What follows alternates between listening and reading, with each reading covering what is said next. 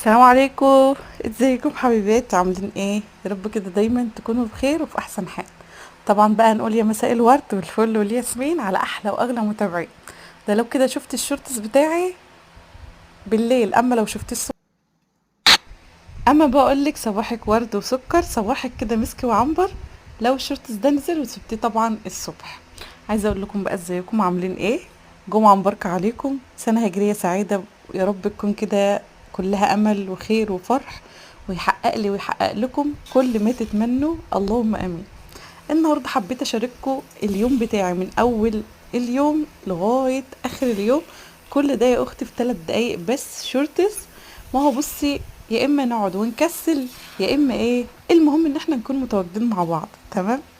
حبيت ان انا اعمل معاكم روتين النهارده في شورتس خفيف كده، قلت اجرب واشوف انا هعمل معاكم ايه. صحينا طبعا النهارده الجمعه، يا رب اجعلها جمعه سعيده ومباركه علينا ويعود علينا الايام بخير. دايما حسام عايز يحط التركه بتاعته معايا في اي حاجه. يوم الجمعه ده زي ما انتوا عارفين ومتابعين معايا قبل كده، بيكون يوم مختلف، يعني بعمل لهم فيه اكله مختلفه. تمام. حاجة حلوة يعني. خلاص. المهم يا اختي، الاستاذ حسام كان طالب محشي، فعملت معاكم لايف امبارح وعملتنا المحشي مع بعض. وكان عندي شوية غسيل بقى. المحشي معمول على بيات والدنيا رايقة. قمت بقى فطرت الولاد، حضرت لهم غدا زي ما انتم شفتوا كده. وفطرتهم، وكمان ولعت عود بخور في الشقة، وشغلت التلفزيون على الموجز اللي هو بتاع صلاة الجمعة. الحمد لله صلينا، ولادي صلوا وكل حاجة والدنيا تمام. ودخلت بقى على المطبخ يا اختي، شوف المعجنة والكركبة اللي ورايا. شغلت الغسالة وحطيت الفراخ الاول كده، شوحتها وحطيتها على النار. وقلت ايه، الم الدنيا اللي انتوا شايفينها دي كلها بقى. فطروا الحمد لله والدنيا تمام.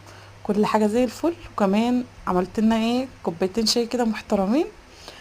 وطبعا لو وصلت لحد معايا هنا من الشورتس بتاعي، بالله عليكي كده دعميني بلايك واشتركي في القناة لو لسه مش مشتركة. بنزل معاكي روتينات حلوة قوي قوي. بس قلت اجرب كده نعملها مع بعض النهاردة في 3 دقايق. خلاص. الفراخ بتاعتي ده على فكرة تربية ايديا وحياة عينيا.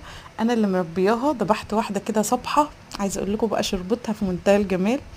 عقدنا للمحشي، المحشي اخر صباع محشي لازم يكون المية مش مغطياه. تمام. هو ده العقد المظبوط للمحشي. دخلنا على اوضه النوم بقى، روقنا الدنيا. لان مفيش وقت خالص ان انا اروقها بدري. لمعت التسريحه ولمعت كل حاجه ورتبت الدنيا. وربنا يجعلها جمعه مباركه علينا وعليكم، اللهم امين. وعطرت البيت وعطرت الشقه، وفي الاخر حمرت الفراخ بقى وغسلت نشرت الغسيل. مع السلامه.